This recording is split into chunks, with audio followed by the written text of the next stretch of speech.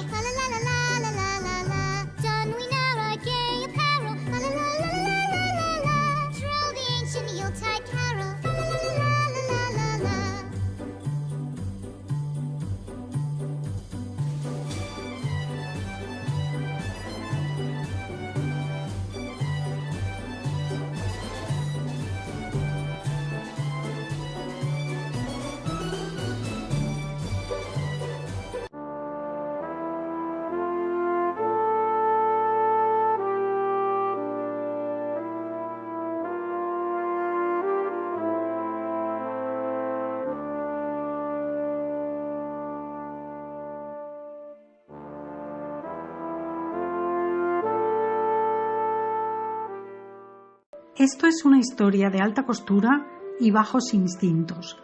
No se trata de la familia Corleone, famoso clan de la Cosa Nostra internacional con origen en Sicilia, no. Esta vez se trata de una familia de la Toscana, concretamente de Florencia, como los Medici, y que como los Medici tenían una auténtica pasión, el dinero. Sin embargo, ni como los Corleone, con la ambición de tener un poder invisible y temible si se iba contra ellos, o como los Medici, en cuya línea de sangre había papas y reyes, además de influyentes mercaderes, banqueros e ilustrados, los Gucci empezaron en los años 20 del pasado siglo como artesanos del cuero, manufactura de maletas y bolsos de viaje sobre todo. Pero sus productos estaban destinados a la clase rica florentina, en general en Italia, y así es como se funda la casa Gucci en la cuna del arte italiano e internacional, por el toscano Guccio Gucci. En los 50, los hermanos Gucci desembarcan en Nueva York y comienza el sueño americano de la marca. Su expansión se hizo con éxito y la familia se enriquece exponencialmente. La doble G del logo de su marca estaba clara, no había duda de que esa era la imagen correcta. Pero, desgraciadamente, hubo un tiempo en que los miembros de la familia Gucci se convirtieron en enemigos entre sí por el dominio de la dirección de la empresa. El fundador de la doble G tuvo 6 hijos, de los cuales 3 trabajaron en la casa, y ya en la tercera generación, es decir, en el momento de la administración de los nietos, es cuando el ruido de sables era más que notable. Había verdadera lucha encarnizada por la mayor acumulación de poder y dominio de la compañía de moda. Uno de los nietos, Paolo, descubre que su padre y su tío tienen una doble contabilidad y desviaban dinero de las tiendas de Estados Unidos a paraísos fiscales, así que lo denuncia y su padre, Aldo, pasa un año de sus 81 en una cárcel de Florida. Bizarro. Con los Gucci ocurrían cosas tan bizarras como que en una ocasión los obreros encontraron en la calle un número indeterminado de bolsos de marca Gucci que habían sido arrojados por la ventana del palacete familiar en Florencia, por ejemplo. O la más físicamente violenta de todas, en una de las reuniones del Consejo de Accionistas, cuando Paolo Gucci, hijo de Aldo, recibió un cenicero volador en la cara que le ocasionó una herida por haberse enfrentado a su padre en una negociación que le ofrecía un porcentaje superior del que tenía a cambio de abandonar su emprendimiento con la marca PG, o sea, Paolo Gucci. Si ya le había enviado a la cárcel, su padre ya no se andaba con memefes. Por estas luchas intestinas, que además eran conocidas en el mundo empresarial tanto en Italia como en los Estados Unidos, cuando Maurizio Gucci es asesinado a tiros la mañana del 27 de marzo de 1995 en Milán, la gente no se preguntó si tenía enemigos que quisieran matarle, sino cuál de ellos habría sido. Pero el público en general pensó al primer momento de saltar la noticia que se trataba de la mafia, pero pronto se descartó esta idea por la policía lombarda y los medios, que también la descartaron por el modo en que sucedió todo. Quien disparó ni siquiera se cubrió y hubo 3 testigos del crimen. La policía, por lo tanto, pronto tuvo motivos para abrir una línea de investigación siguiendo la estela de problemas legales entre los integrantes del imperio de la moda, sus acusaciones, denuncias millonarias y guerra abierta entre tíos y sobrinos, los principales accionistas de este acaudalado clan del diseño con fama internacional. Unos accionistas con un poder tan repartido y sin equilibrio que estaban tirando por la borda la marca por terribles y drásticos desacuerdos sobre el rumbo que debía tomar el buque insignia. Un delicado panorama con enorme éxito cosechado previamente y que estaban destruyendo por mucho más que desencuentros comerciales. Luego, ¿cabía pensar que el crimen de Mauricio fuese una vendetta familiar? ¿Pero es que los ricos están dispuestos a matar por no estar de acuerdo con las estrategias comerciales? Bueno, ya hemos dicho que había más que eso. Se había traspasado la línea de lo puramente empresarial para pasar al mayor desarme de poder del adversario y todo eso conllevaba un precio. Pero, a pesar de que la familia se asestaba duros golpes en la línea más dura de los negocios, sin embargo, los Carabinieri de Milán encontraron que había un asunto que disparaba las alarmas y concentraba su atención en la ex esposa de Mauricio en el momento del crimen. Patricia Reggiani, apodada desde entonces en Italia y a nivel mediático como la Viuda Negra, llevaba una década separada del directivo y siempre anduvo al acecho, no solo de su ex esposo, con quien tenía 2 hijas, sino de los avatares de la empresa y de su destino, ya que de él dependía la herencia de sus hijas y la suya propia, claro. Porque evidentemente su estatus de miembro de la alta sociedad a la que su ex continuaba perteneciendo ya no le correspondía a ella, a pesar de los 150.000 euros anuales de su asignación, además de casa y servicio. Los Gucci pertenecían desde hacía décadas a la élite internacional, con la que se habían mezclado gracias al éxito de su marca, calidad, diseño y prestigio. Pero Patricia ya no frecuentaba este ambiente para su desgracia. Así que Italia entera quería saber quién había matado a Mauricio Gucci. ¿Alguien de su familia de sangre o de su exfamilia, es decir, una esposa más que despechada?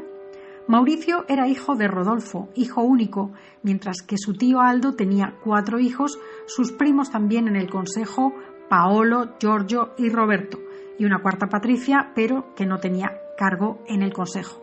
Los 3 hijos de Aldo echaron a perder el mercado americano fomentando las franquicias y por otra parte el mercado del plagio hizo el resto, mientras que su primo Mauricio soñaba con devolver el esplendor a la marca de calidad italiana solo para ricos y liderar el mercado mundial de la mano de la clase alta que le apoyaba. Es entonces cuando Mauricio cuenta con Tom Ford para relanzar la marca y posicionarla en el gran lujo. Por un lado su tío Aldo y sus primos y por otro lado él, y 2 estrategias diametralmente opuestas de gestión de la marca. Patricia Reggiani presionaba y presionaba a Mauricio, de quien pensaba que no tenía el suficiente carácter frente a la otra facción múltiple de los Gucci. Hasta que un día Mauricio hizo la maleta diciendo que se iba a su oficina de Florencia y nunca más volvió. Mientras, y con otra pareja perteneciente a la clase alta milanesa, Mauricio maniobró para que una empresa de capital árabe comprase las acciones de sus primos, sobre todo de Paolo, que odiaba a sus hermanos y a su padre. Ahora Mauricio era el socio principal de Gucci, un solo Gucci a cargo de Gucci, porque mantuvo el 51% de la compañía. Pero las cosas no iban como hubiesen querido los compradores extranjeros, las ganancias no eran suficientes y Mauricio incluso acusaba pérdidas. Los socios consiguen echarle con una suma desorbitada de millones de dólares que se sumaba a la herencia de su padre. Gucci dejaba de ser Gucci en términos de propiedad, aunque la marca ha seguido su liderato hasta nuestros días. Mauricio estaba libre, buscaba trabajo.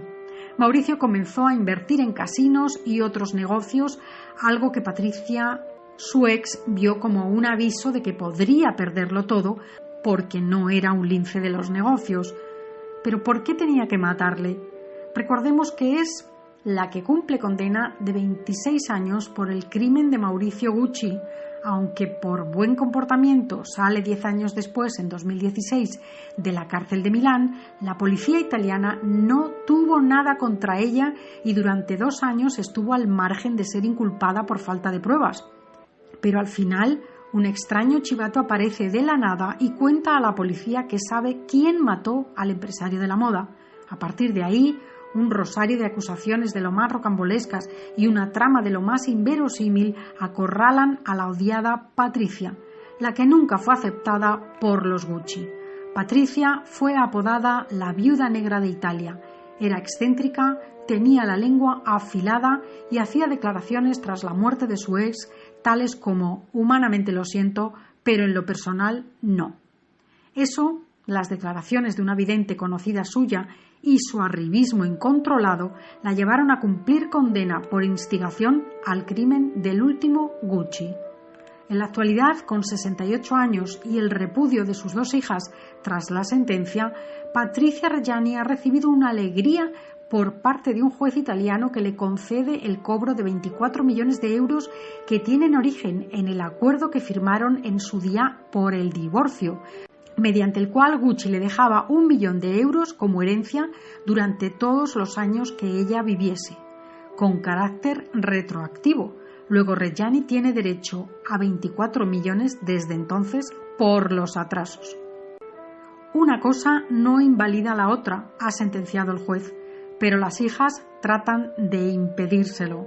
Como ven, el dinero por el dinero no siempre da la felicidad.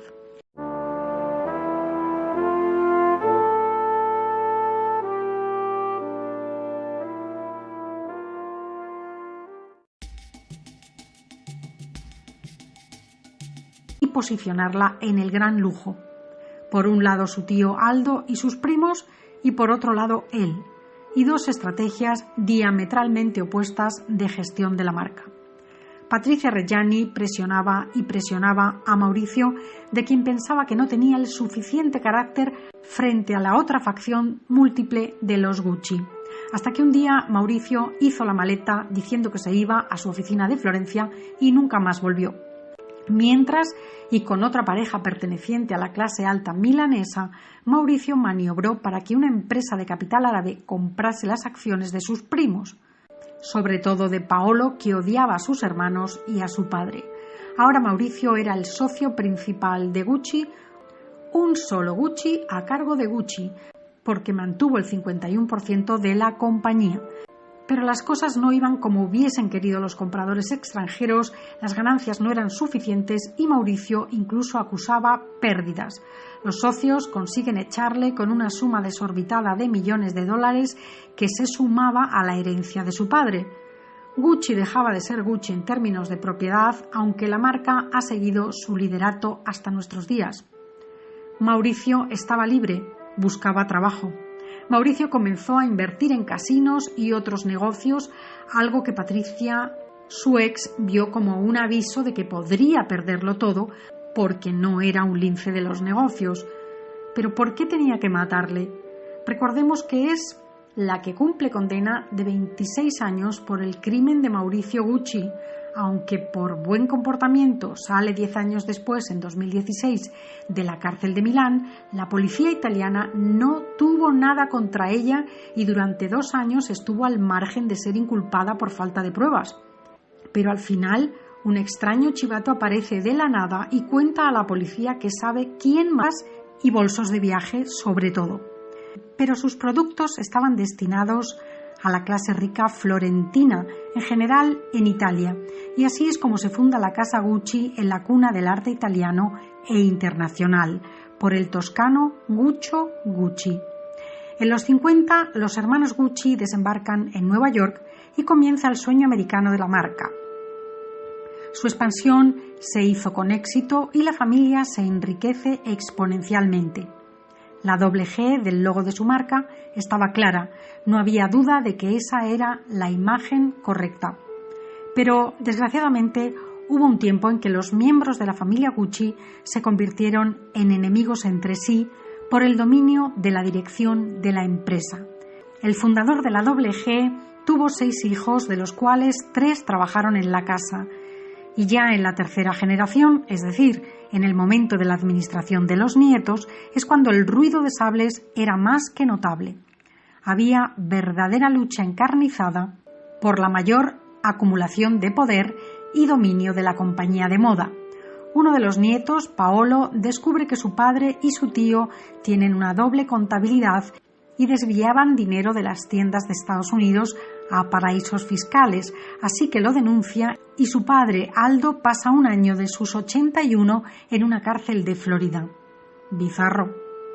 Con los Gucci ocurrían cosas tan bizarras como que en una ocasión los obreros encontraron en la calle un número indeterminado de bolsos de marca Gucci que habían sido arrojados por la ventana del palacete familiar en Florencia, por ejemplo. O la más físicamente violenta de todas, en una de las reuniones del Consejo de Accionistas, cuando Paolo Gucci, hijo de Aldo, recibió un cenicero volador en la cara que le ocasionó una herida por haberse enfrentado a su padre en una negociación y todo eso conllevaba un precio. Pero, a pesar de que la familia se asestaba a duros golpes en la línea más dura de los negocios, sin embargo, los carabinieri de Milán encontraron que había un asunto que disparaba las alarmas y concentraba su atención en la ex esposa de Mauricio en el momento del crimen. Patricia Reggiani, apodada desde entonces en Italia y a nivel mediático como la Viuda Negra, llevaba una década separada del directivo y siempre anduvo al acecho, no solo de su ex esposo, con quien tenía 2 hijas, sino de los avatares de la empresa y de su destino, ya que de él dependía la herencia de sus hijas y la suya propia, claro. Porque evidentemente su estatus de miembro de la alta sociedad a la que su ex continuaba perteneciendo ya no le correspondía a ella, a pesar de los 150.000 euros anuales de su asignación, además de casa y servicio. Los Gucci pertenecían desde hacía décadas a la élite internacional, con la que se habían mezclado gracias al éxito de su marca, calidad, diseño y prestigio. Pero Patricia ya no frecuentaba este ambiente para su desgracia. Así que Italia entera quería saber quién había matado a Mauricio Gucci. ¿Alguien de su familia, de sangre o de su exfamilia, es decir, una esposa más que despechada? Mauricio era hijo de Rodolfo, hijo único, mientras que su tío Aldo tenía 4 hijos, sus primos también en el consejo, Paolo, Giorgio y Roberto, y una cuarta Patricia, pero que no tenía cargo en el consejo. Los 3 hijos de Aldo echaron a perder el mercado americano fomentando las franquicias y por otra parte el mercado del plagio hizo el resto, mientras que su primo Mauricio soñaba con devolver el esplendor a la marca de calidad italiana solo para ricos y liderar el mercado mundial de la mano de la clase alta que le apoyaba. Es entonces cuando Mauricio cuenta con Tom Ford para relanzar la marca y le ofrecía un porcentaje superior del que tenía a cambio de abandonar su emprendimiento con la marca PG, o sea, Paolo Gucci. Si ya le había enviado a la cárcel, su padre ya no se andaba con memeces. Por estas luchas intestinas, que además eran conocidas en el mundo empresarial tanto en Italia como en los Estados Unidos, cuando Mauricio Gucci es asesinado a tiros la mañana del 27 de marzo de 1995 en Milán, la gente no se preguntó si tenía enemigos que quisieran matarle, sino cuál de ellos habría sido. Pero el público en general pensó al primer momento de saltar la noticia que se trataba de la mafia, pero pronto se descartó esta idea por la policía lombarda y los medios, que también la descartaron por el modo en que sucedió todo. Quien disparó ni siquiera se cubrió y hubo 3 testigos del crimen. La policía, por lo tanto, pronto tuvo motivos para abrir una línea de investigación siguiendo la estela de problemas legales entre los integrantes del imperio de la moda, sus acusaciones, denuncias millonarias y guerra abierta entre tíos y sobrinos, los principales accionistas de este acaudalado clan del diseño con fama internacional. Unos accionistas con un poder tan repartido y sin equilibrio que estaban tirando por la borda la marca por terribles y drásticos desacuerdos sobre el rumbo que debía tomar el buque insignia. Un delicado panorama con enorme éxito cosechado previamente y que estaban destruyendo por mucho más que desencuentros comerciales. Luego, ¿cabía pensar que el crimen de Mauricio fuese una vendetta familiar? Pero ¿es que los ricos están dispuestos a matar por no estar de acuerdo con las estrategias comerciales? Bueno, ya hemos dicho que había más que eso. Se había traspasado la línea de lo puramente empresarial para pasar al mayor desarme de poder del adversario. Shall we begin?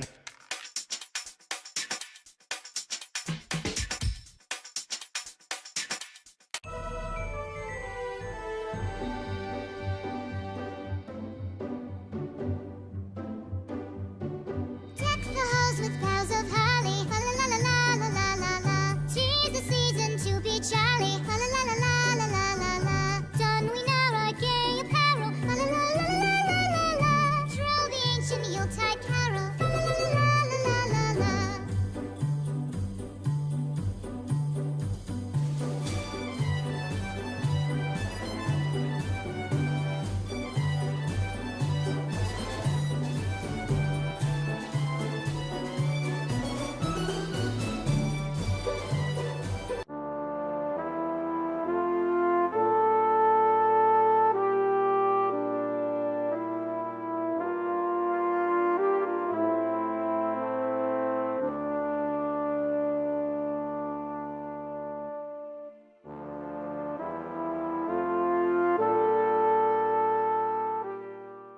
Esto es una historia de alta costura y bajos instintos. No se trata de la familia Corleone, famoso clan de la Cosa Nostra internacional con origen en Sicilia, no. Esta vez se trata de una familia de la Toscana, concretamente de Florencia, como los Medici, y que como los Medici tenían una auténtica pasión, el dinero. Sin embargo, ni como los Corleone, con la ambición de tener un poder invisible y temible si se iba contra ellos, o como los Medici, en cuya línea de sangre había papas y reyes, además de influyentes mercaderes, banqueros e ilustrados, los Gucci empezaron en los años 20 del pasado siglo como artesanos del cuero, manufactura de maletas